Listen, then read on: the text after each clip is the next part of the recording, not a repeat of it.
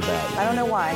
Who's just ready to find a submarine and Just go to battle with a whaling ship or something, you know, like some sort of like sketch out of Moby Dick. That'd be great, wouldn't it? Just to kind of see something like that. just like crazy. All right. 20,000 leagues.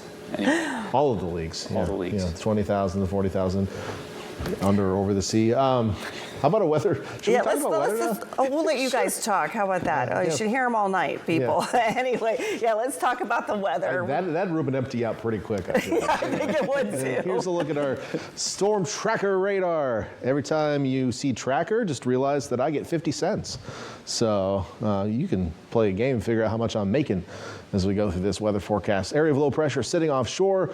We do have some clouds spinning around it. This thing is basically just a cool pool of air in the atmosphere, which is slowly moving past us. That cool air does aid in instability, meaning that cool air over the relatively warmer air along the ground does allow for some lift, and that is why we've seen some showers and even some thunderstorms across the state. Things have been pretty calm here locally, though, as we are still dealing with a relatively stable atmosphere, which is preventing that uplift from happening, or at least maximizing that lift, right? So as far as that is concerned, probably not going to see anything. There are a few remnants from showers over the Sierra Nevada passing across the San Joaquin Valley and bringing some clouds to southern Monterey County, but I don't think we'll see anything out of it. Maybe a couple of sprinkles. That is going to be our big threat here as we get through the overnight hours. There's the chance of a few sprinkles. Our future track is showing clouds filling in around the bay by tomorrow morning. Patchy drizzles, few sprinkles possible across the region to the point where you might encounter a stretch of wet roadway or damp roadway, but I just don't see any major impact other than that really through tomorrow morning. Then tomorrow afternoon should be pretty similar to today in that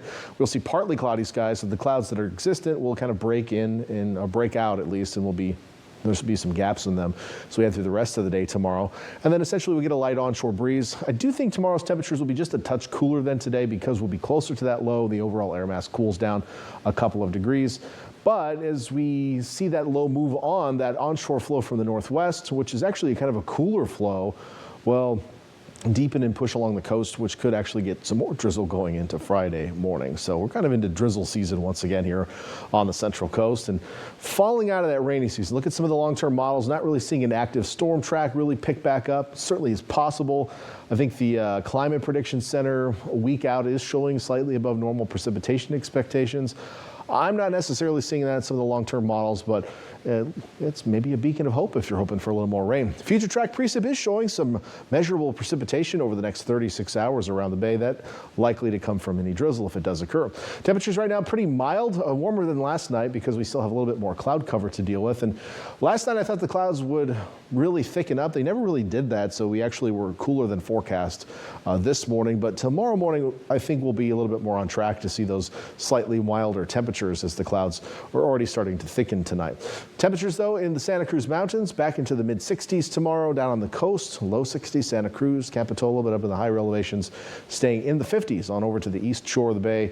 Those highs will stay in the low 60s tomorrow, maybe making it to mid-60s into the northern valleys, however.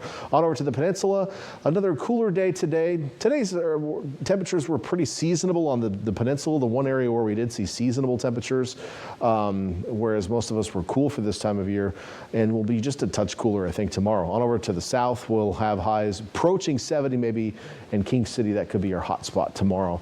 But highs, again, across the board expected to stay below normal for this time of year. So where are we headed next? Well, we do warm up a little bit Friday and Saturday, but we are going to remain in onshore flow for the greater part of the next week, which is going to keep that cool air coming in off of the water, keep some occasional clouds in the forecast. That does include through Easter Sunday. However, temperatures should be pretty seasonable through the period, so nothing major on the coast expected, although I think we'll see our daily cycle of low clouds.